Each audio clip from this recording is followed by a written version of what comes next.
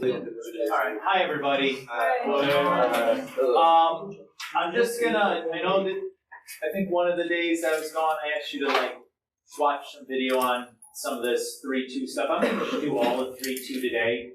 So you're gonna see some stuff that you've already seen. Just gonna redo it again, just in case anybody didn't get to watching, so that we're all kind of at the same spot. Ready to okay? Yeah. Alright. So in section 3.2, we're going to be talking about the tangent function. And there's really just two kind of key types of problems that I'm going to ask you guys to be able to do. I want you guys to be able to go from an equation to a graph, just kind of like the same procedure we did for sine and cosine, but the shape will be a little different. And then to go from graph to an equation, just like we did for sine and cosine, but again, the shape of the graph will look a little bit different. But it's basically the same set of skills. Are you okay? Mm-hmm. There's just a couple of little differences here. So let's kind of dive in with that. So this is our, like the parent function for tangent. This is just the graph of y equals tan x. So let's talk about like where this graph comes from.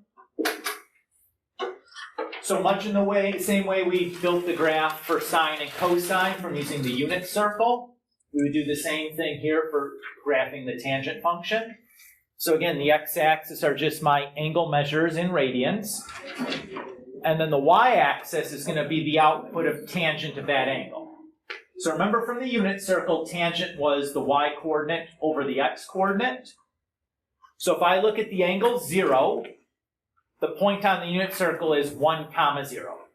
So y over x is 0 over 1. So that's just 0.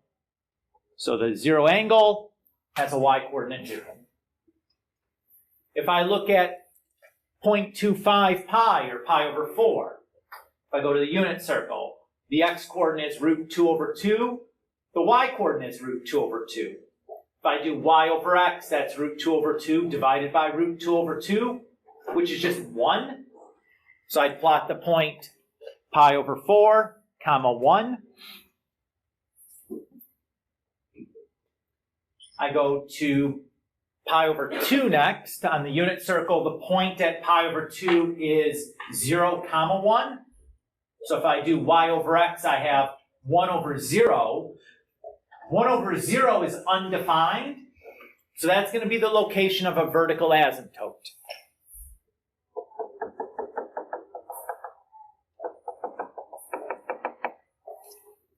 Is everybody okay with that?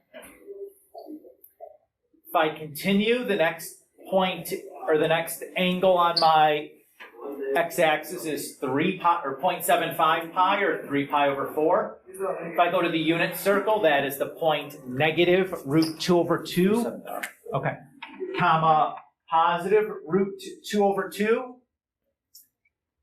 If I do y over x, that's root 2 over 2 divided by negative root 2 over 2, that's negative 1. So I have 3 pi over 4, comma negative 1. And if I go to pi, angle pi on the unit circle, that's negative 1, comma 0. Y over x is 0 over negative 1. That's 0. And at this point, I see that, oh, I'm back to kind of where I started here, right? We've done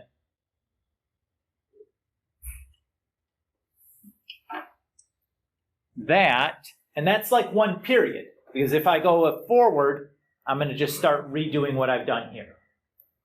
Does everybody kind of see that? So what do we notice about the length of one period?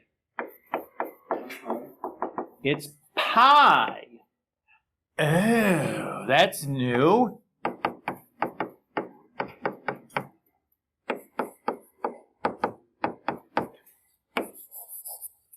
Put a star next to that, because that's decidedly different than what we saw for sine and cosine, right? What was the fundamental period for sine and cosine? 2 pi. 2 pi. Okay? Now, when we talked about key features, the other key features we talked about were like the midline. Is there a line, a horizontal line in this graph that divides it into equal amounts above and below it?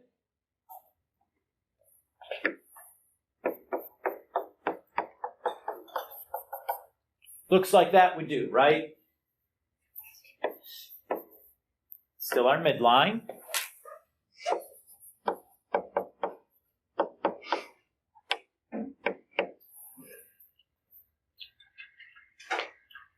If our period is pi, our frequency is still going to be 1 over the period, so that's easy enough. And is the graph of tangent going to have an amplitude? Is there a highest or lowest point on this graph? No, right? Because we have arrows pointing straight up and straight down. It's going up and down forever. There's no highest or lowest point, so there's really no amplitude to speak of.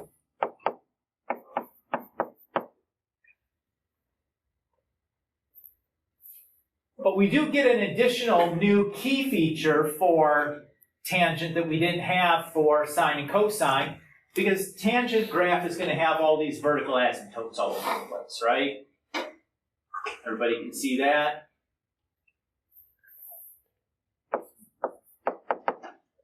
So those vertical asymptotes, we have one of them here at pi over 2. And then where does the next one look like it's happening at? Probably right here, right? That's at 3 pi over 2, or 1.5 pi. Looks like they're happening every pi units. We're getting another one, right? Or every period, really. So the way we write that, instead of, because you can't write infinitely many of them, because that's what they're going to have, we're going to say, okay, this is pi over 2 plus pi k, where k is just like any value integer. So if k is 1, you start at pi over 2 and you go 1 period, and boom, there's another asymptote. If k were 5, you'd start at pi over 2, you go 5 periods, boom, there's another asymptote. As long as k is a positive or negative whole number, that's what we mean by integer, that's a location of an asymptote.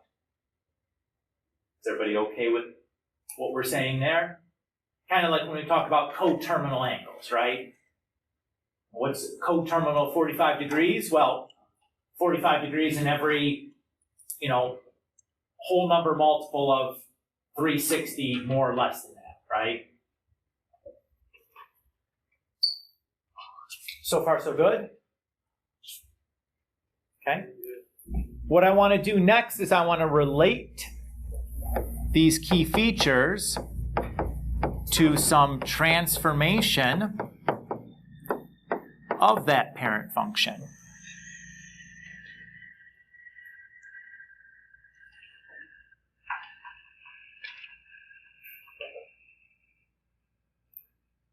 So with sine and cosine, for our transform function, the period was 2 pi times the absolute value of c, right? Because 2 pi was the fundamental period for sine and cosine. Tangent, the fundamental period, is just pi. So what should we expect the formula for the period to be? Pi times absolute value c, right? Same idea.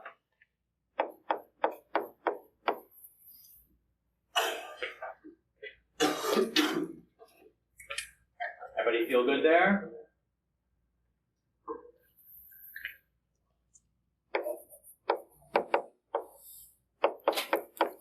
Just like for sine and cosine, the midline is going to be at y equals k. If the period is pi times absolute value c, then the frequency should just be 1 over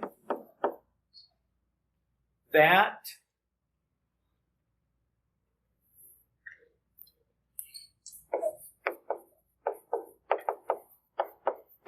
Again, if the parent function didn't have an amplitude, the transformation isn't going to have an amplitude either.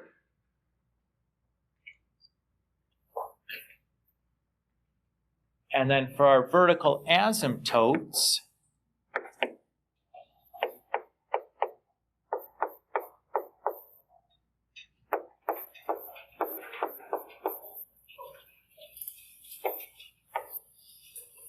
so our initial vertical asymptote is going to be at pi over 2 times c plus h, and then every pi times absolute value c times k after that, where k is just some integer. What does that say on This symbol is just like is a member of the set, is what that means. So you could read as the word in for any k in the integers. Is that okay? Uh-huh. So really this part at the end means like, and then any period length, more or less, right? Any multiple of a period. 1 period, 2 period, 3 period, 4 period. Either to the left or to the right, is all that's really saying. Uh-huh. So, what is the one little catch here? If we want to go from graph to equation, we use the key features to find our A, C, H, and K's, right? The issue is that we don't have an amplitude. How are we going to get our A, right? That's what we use to get A when we go from graph to equation, right? Let's look at the picture and I'll show you how to do that, okay?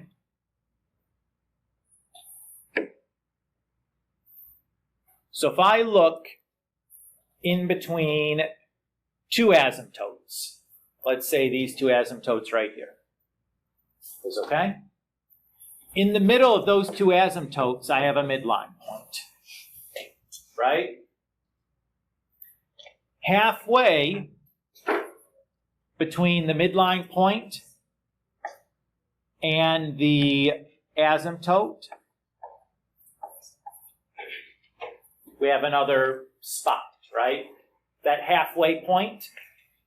If I look at the distance from that halfway point up to the curve, that distance is going to be the absolute value of A.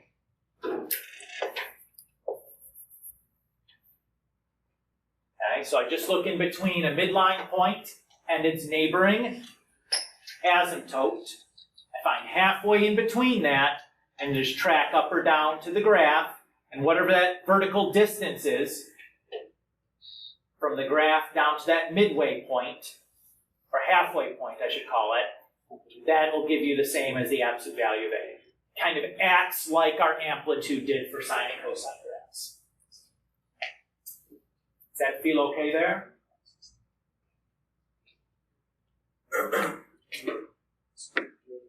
Okay.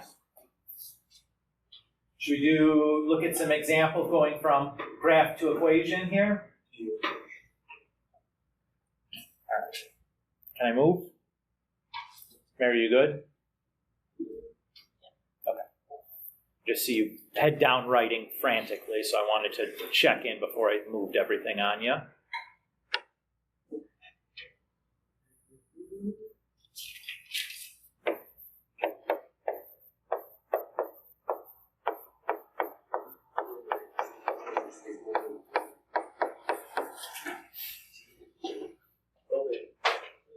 So here's a graph. Just like before, what we want to do is go from graph to equation. So we want to find the values for A, C, H, and K by looking at the picture. Where do we usually start this process for sine and cosine? Or K, A or K, right? Let's find K first. It's usually easier to do that. Can somebody look at this picture and tell me what the equation for the midline is? Ian? Y is equal to 2. Y equals 2, right? So if we look, this line looks like it divides the graph equally above and below.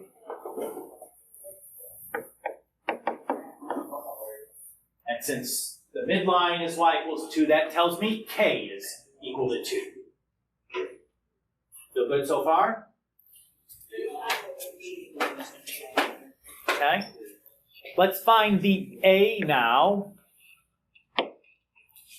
or at least the absolute value of a. We can't tell whether it's positive or negative quite yet. So let's look between the midline and this asymptote. I could just as easily have done this one. It doesn't matter. So halfway looks like there, correct? If I trace that up, this distance is going from 2 to 5. How far is it from 2 to 5? 3. So that tells me that A is plus or minus 3. So far, so good? You guys got it? Is this decidedly different? Hi, Miss Yarrow. Hi, Mr. Phillip. Mr. Dr. Phillip. Yeah, Mr. Doctor. what can I do for you? Awards that Oh. students neglected to pick up. Excellent. He's not in this room, but that's You what will be CT. during CT. Right.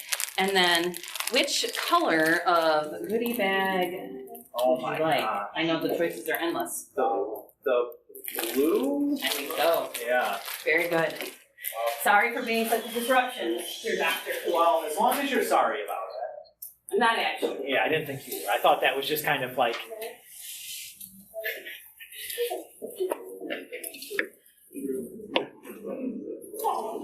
Okay. So we have A and we have K. What do we look for next? All the periods. Good. The period to find C. 100%. Very good. So probably the easiest way for a tangent graph to look for period is just the distance between two asymptotes.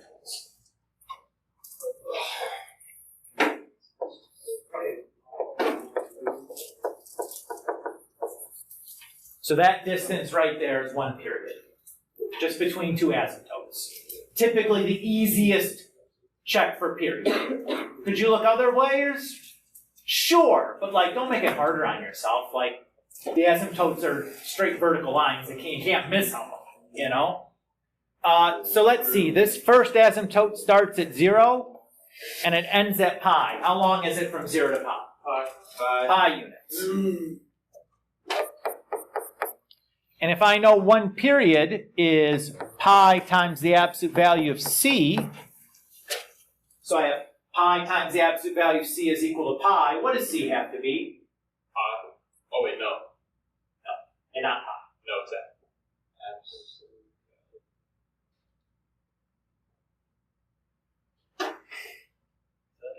It's like the easiest algebra question I've ever asked. Is it 1? It's 1, yes.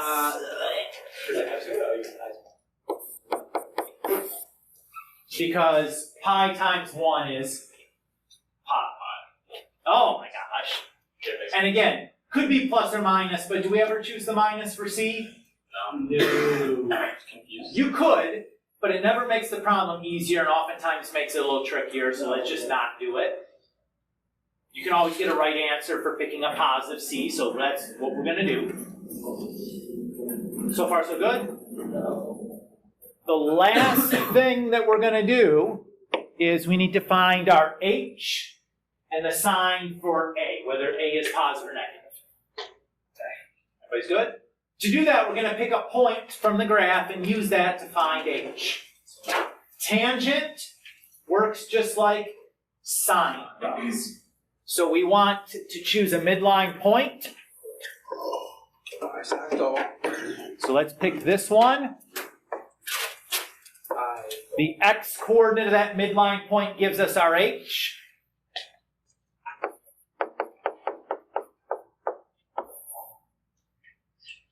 Everybody good? And then to determine whether the a is positive or negative, we look at whether the graph is increasing or decreasing at that midline point. Our graph is decreasing at the midline point, so that tells us that A is negative. Yeah. How do you tell whether it's increasing or decreasing? So imagine you have like a little person walking along the graph from left to right. If your little person is walking down the hill, decreasing. That little person is walking up the hill, it's increasing. Does that feel good? Basically, you can just draw a line from left to right, and if it looks slope is negative, decreasing. If the slope is positive, increasing. But I like picturing like a little person walking along my graph because it's most kind of fun. Everybody feel good? Yeah. All right, we just put it all together now. What's up? No? No? Okay.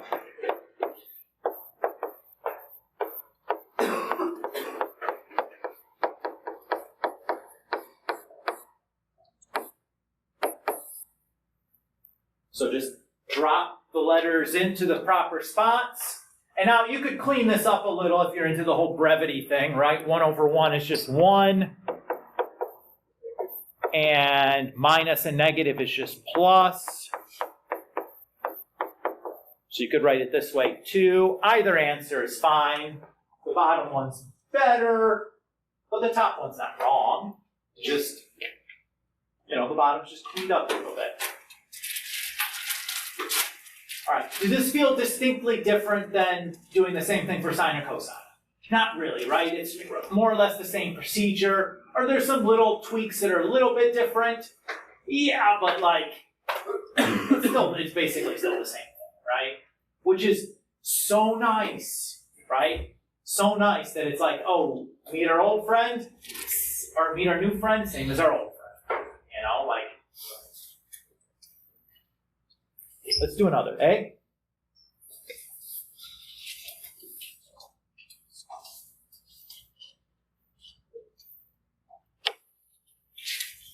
All right, let's take 5 minutes or so, just on a separate scrap sheet of paper, in your notes, on your tablet, whatever's convenient for you. Work through as much as you can inside of 5 minutes, and we'll stop and I'll go through things in detail. But I think it'll be nice for you to try a little bit on this to see how things go.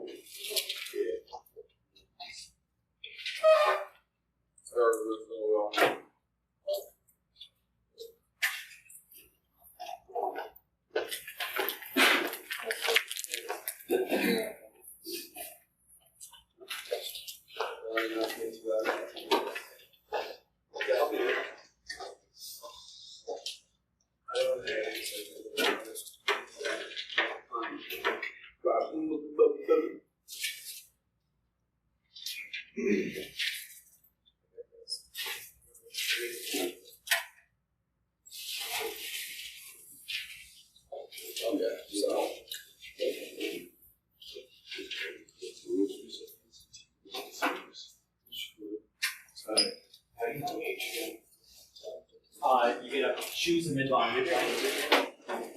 And then the x coordinates. Just the X. Oh. Just the same as sine. Oh. Works the same way you did for No, because range is 1/4 Oh. Yeah, works the exact same way you did for sine. Okay. So, yeah, no problem. She's actually. Now's the time to ask about it, right?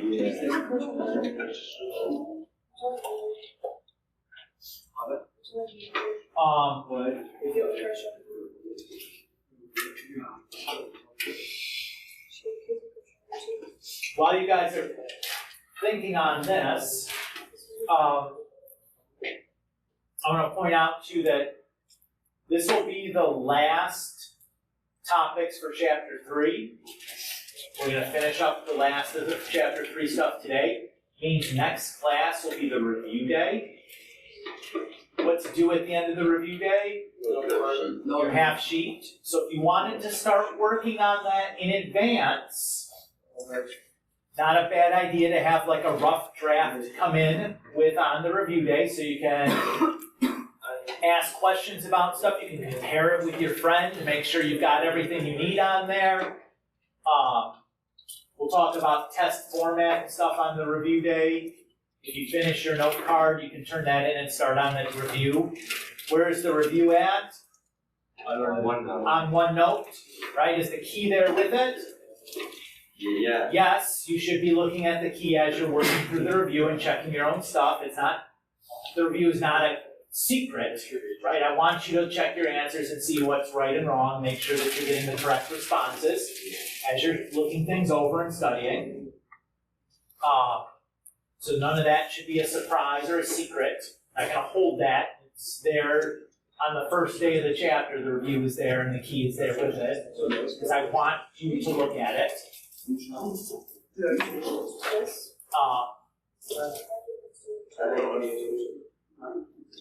That all sound okay?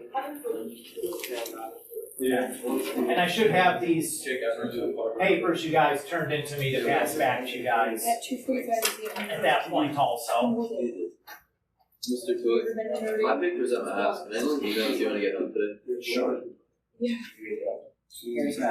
It's really convenient. Did you finish it?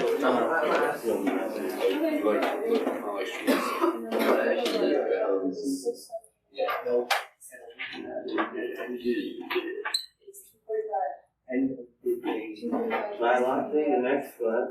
Really? So I go to bed. I did all the homework. Biggest trouble. I started with the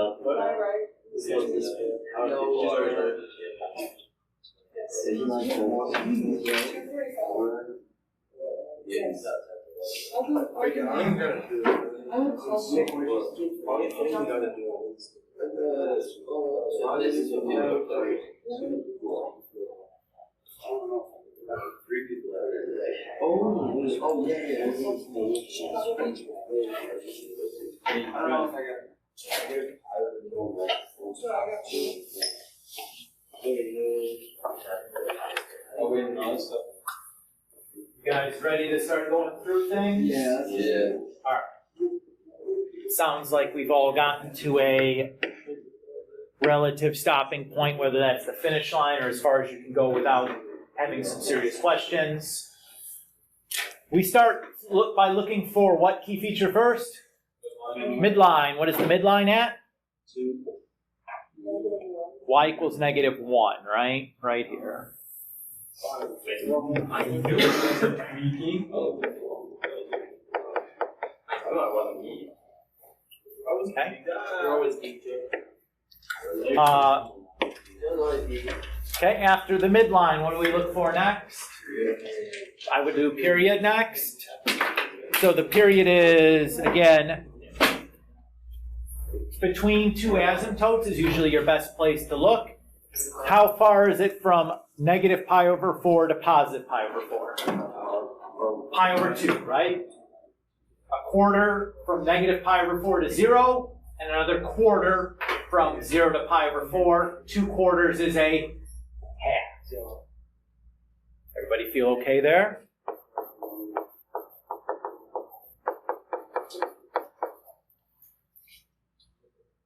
So to solve for C, we know 1 period is 2 pi C.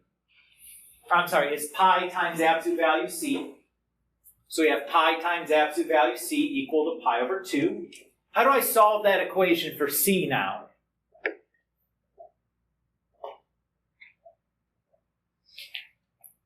Ian? Pi's cancel out and you'll have to see. Great, so you can divide both sides by pi, or I prefer thinking about it as multiplying by the reciprocal since I have those fractions there.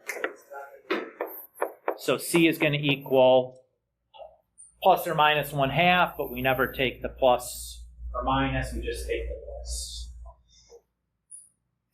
Is everybody okay with that?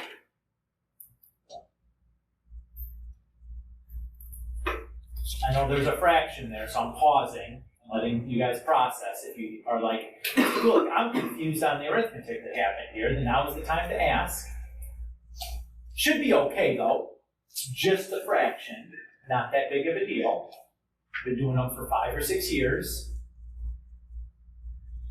I know these ones have pies in them, but like, it's okay. Pies. I know. Next, let's find that. Let's look for the A. How do we do that?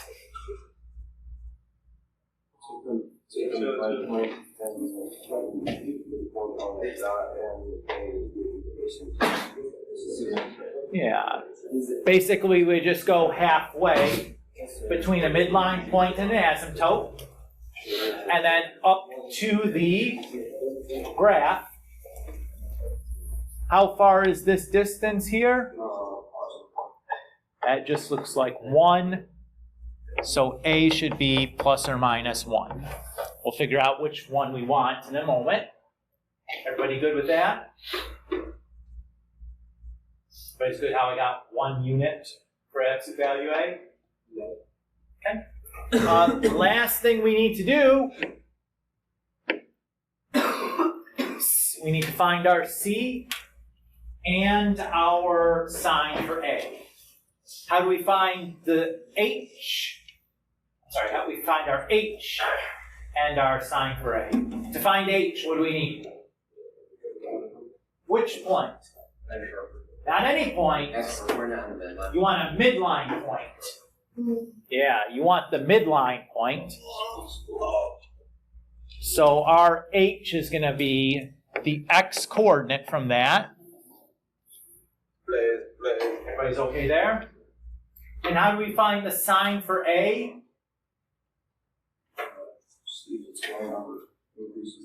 Great, so we look at that midline point and see whether the graph is increasing or decreasing. In this case it is increasing, so the sign on A should be positive. And that's all she wrote for us.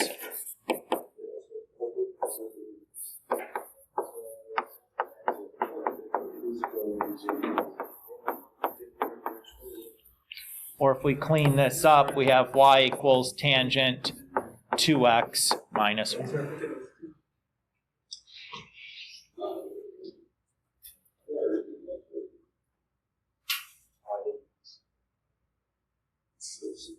How's that feel for you guys? Pretty doable? Again, it should be, it's nice because most of these problems, the procedure is basically the same, right? We've been hammering away at this procedure for a while now. It should feel relatively comfortable. Like the details of how you're performing the procedure maybe differ a little bit between sine and cosine. There's like some little details that are different. But overall, the process is like the same process, which is really nice when it's like, okay, you know, this is new, but it's really the same thing. I like that. Most people are like, oh, goody. It's not really any different. Okay. The other tangent skill that we're going to have is being able to graph a tangent function. So to do this,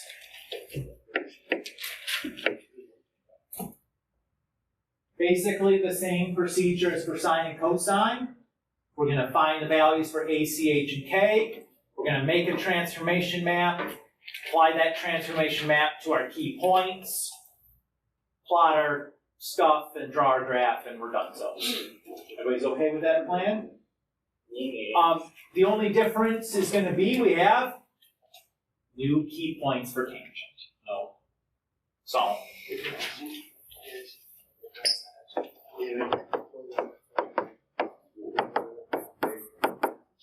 Okay. So we want to start by listing our values for A, C, H, and K. Who can tell me A?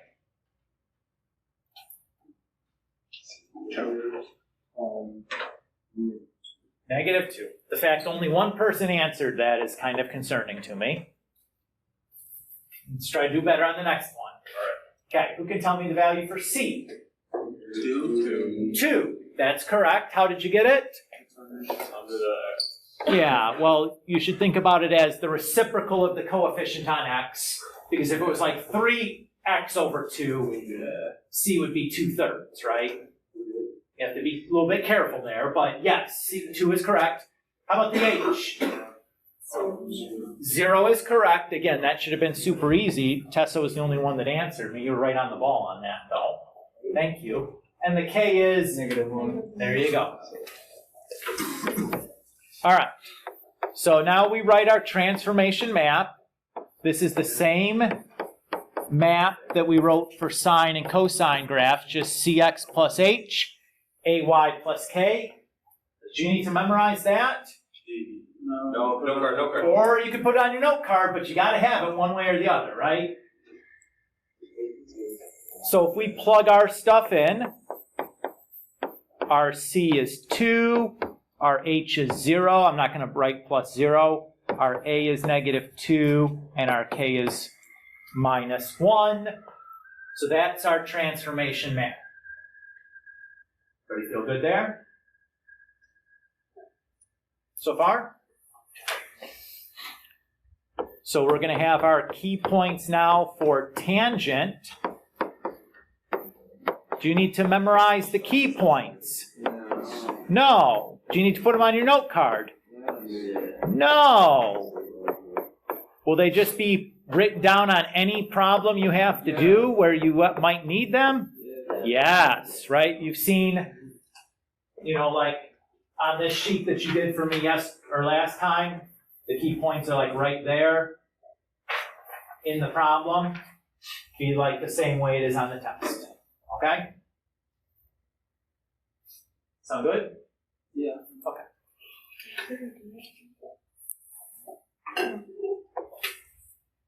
So you don't need to have these memorized. You don't need to put them on your note card. They'll just be part of the test question. So there is something that's a little bit different about the key points for tangent than the ones for sine and cosine. We have these two spots where the y-coordinate says undefined. That's because these two correspond to the vertical asymptotes. And while that looks a little scary, it's actually relatively good news for us because it doesn't matter what you do to undefined, that stuff just stays undefined. So right away, you can write in those two y-coordinates immediately. It doesn't matter what the transformation was. Undefined stays undefined. So those y-coordinates are stuck as undefined no matter what. So far, so good? Okay. Now we're just going to push through the other x and y's exactly the same way we had done before. So I'll take -2 or pi over 2 and plug it in for x. So I have 2 times -pi over 2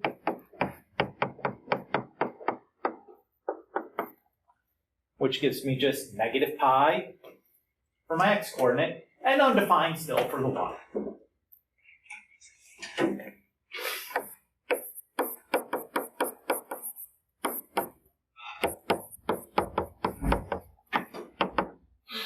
We'll plug in our next set of x and y's. What is 2 times -pi over 4?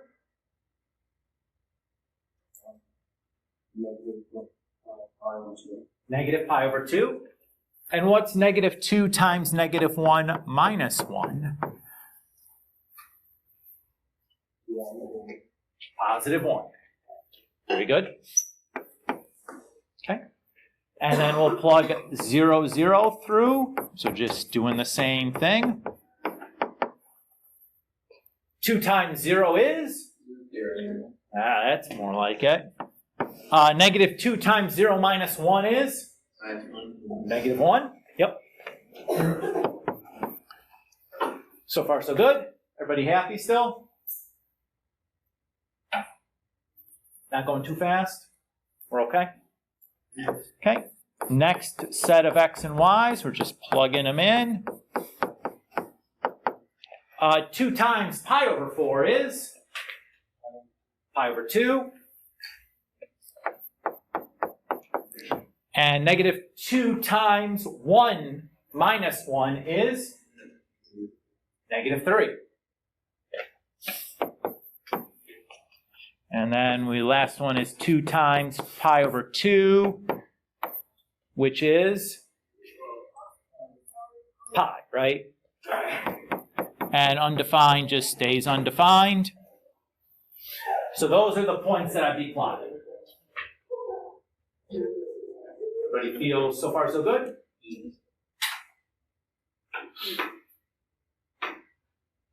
It's pi comma undefined is that last. It just, that's okay. The comma got a little close to my pi and my penmanship's not that great to begin with, so it's okay if you're not sure on what something says, you can ask. I fully acknowledge my penmanship is sometimes less than spectacular. All right. What's left to do? Yeah, we just have to plot our points and draw a graph, right?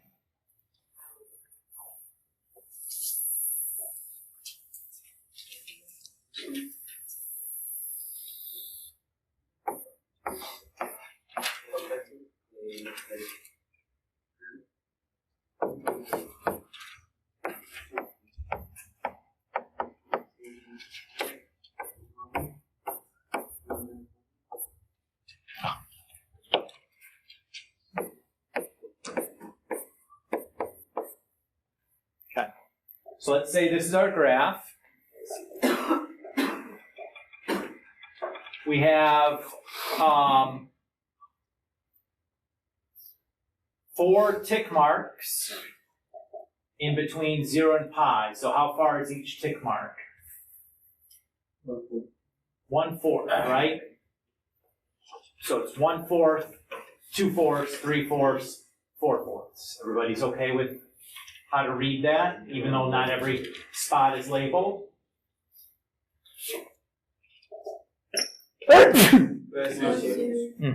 Thank you. Oh, let's do this. I want a little bit more.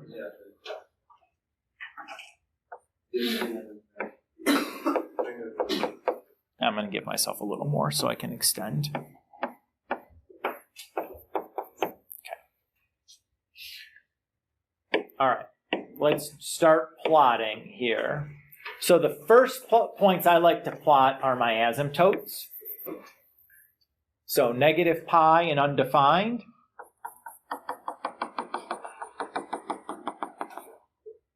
And then positive pi and undefined.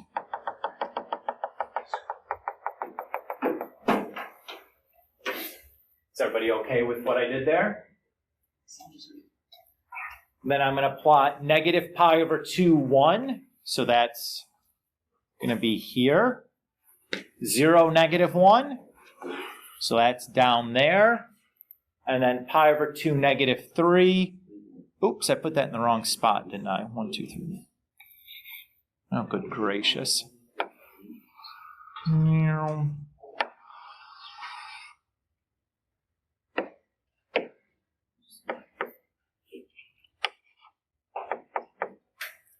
That's where that's supposed to be at. Counting is hard sometimes, guys. Then we're down here.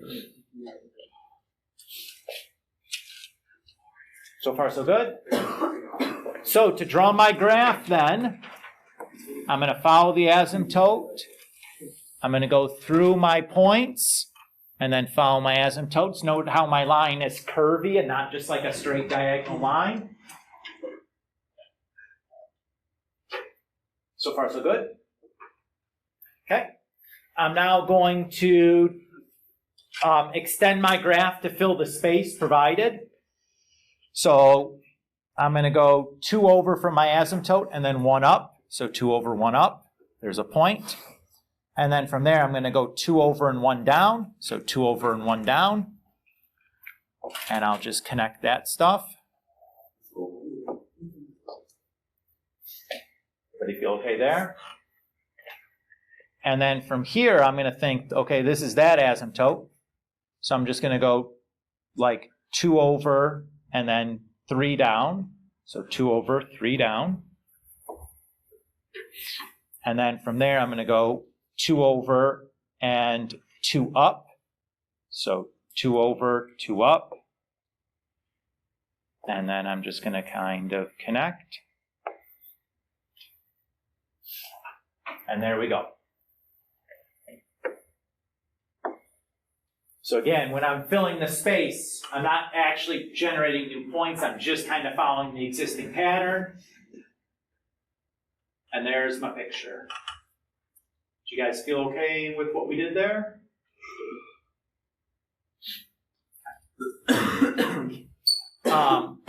Again, is this decidedly different than what we did for the sine and cosines?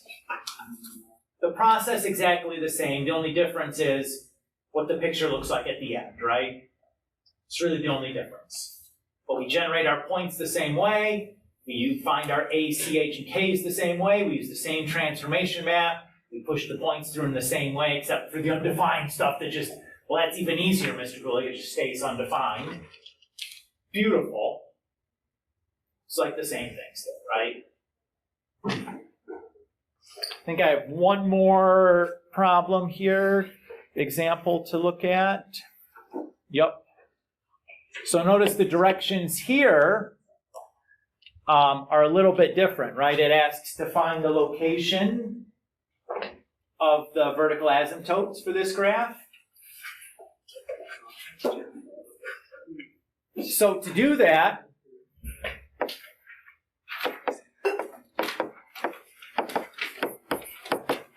I'm just going to start by finding the A, C, H, and K. But really, the only two I care about are the C and the H. Don't really care about the A and the K. Those are really the only two that I need. So I'm just going to find those two. Who can tell me the C?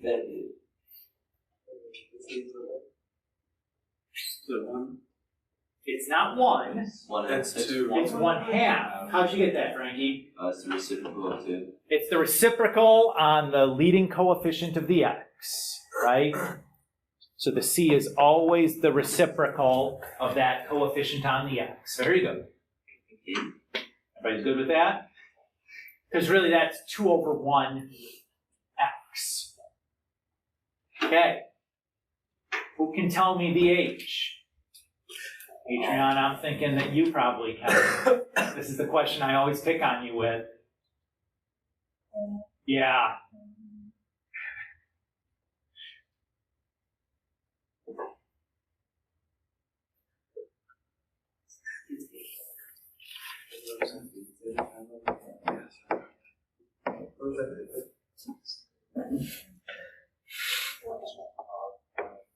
That's what we're looking for. What goes there? Okay. So what happened between the 2x to turn it into an x? Right? We had 2x and turned into x. What happened to the 2 out front? What mathematical operation? Okay. And to factor, the mathematical operation we do starts with a D. Division, right? We took 2x and divided by 2, and we're left with the x there. So here we're going to take that pi over 2 and divide it by 2. And that answer is what goes there. Is that okay?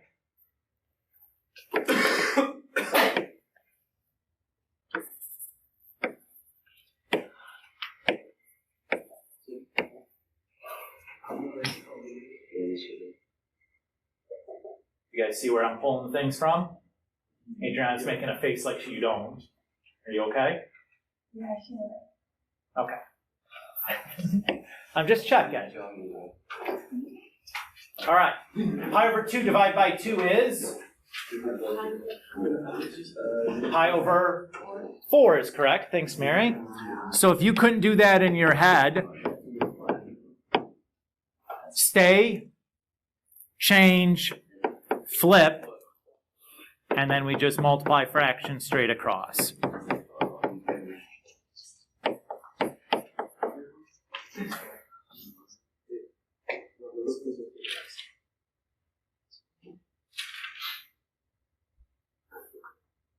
So far, so good? Now I'm going to come back right back. I'm just going to show you something for a second. So on the previous piece, that's what I'm taking. So I'm just going to use that formula from the previous page.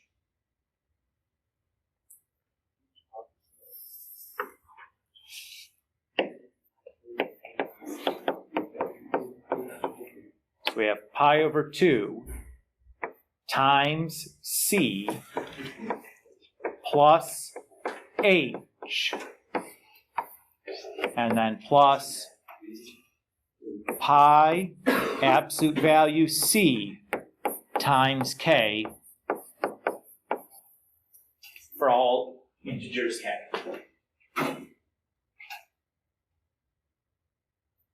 So this is just me filling it into that formula I just showed you from the other page.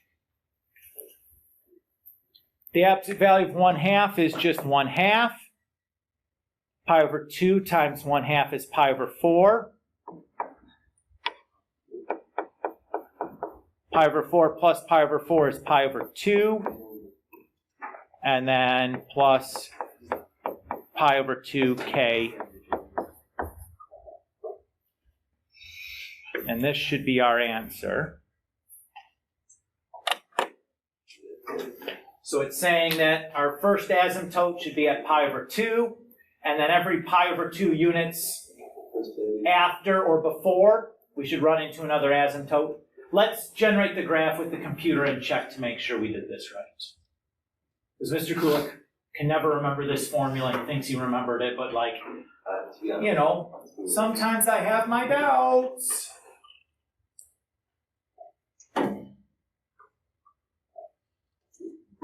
Don't worry, I'll bring the screen back up for those of you still writing. We're just going to check real quick before you guys finish and realize that Kulik did a dumb thing or something. Now I already forgot what the rest of that was.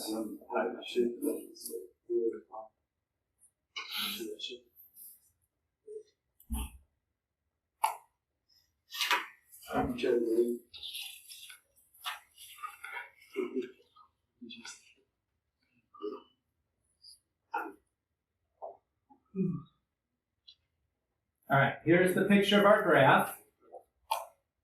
There's x, or pi over 2 as a vertical asymptote. And our next one should be at pi over 2 plus pi over 2, or just pi. So like, that looks like where the vertical asymptote should be. That looks like where the vertical asymptote should be. I'm pretty convinced I have the right formula and I found the correct answer. Everybody okay? This is just me confirming it visually to show you what we did.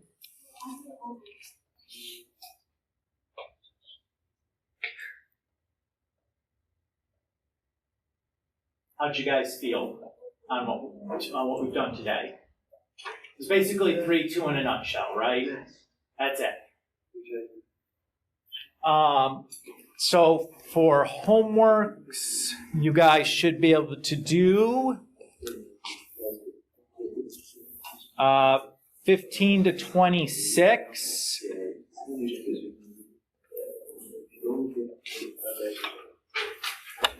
Oh, that was further than I wanted to go.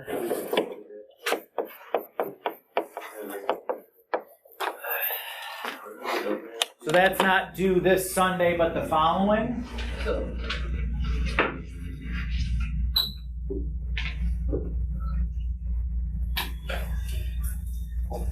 So again, if you think back about this chapter, there's really 3 big skills that we have in this chapter that you'll need to demonstrate for the test.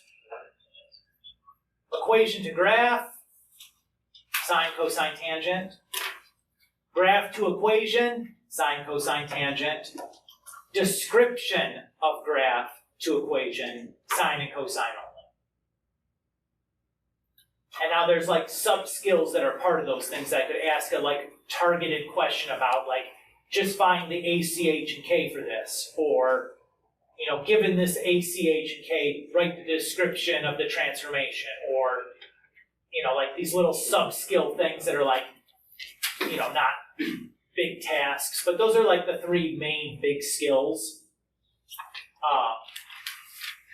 Are basically the three skills that you had to do on this worksheet that I gave you guys while I was gone. How do you guys feel about what we've done this chapter? Do we feel in a better place than we did before the last test about what we've been doing? Yeah. I tried really hard to make you do it a couple of times in class to really figure out like how much you do or don't know. Do some practice, right? You basically are gonna have, I don't know, 5-6 days off here. Try to find a time or two to do a little bit of practice. Look at the review. You do a little bit of practice from that. Not a ton. You did like, you take 2 times during that, spend 20 minutes a pop. I think that's pretty good to stay, like in contact with what you've been doing so it doesn't all just like leak out your ear while you're sleeping or while you're playing like 10 hours a fortnight a day. Jacob. Okay. I'm done talking at this point. You guys feel pretty good about where you're at? Okay. Cool.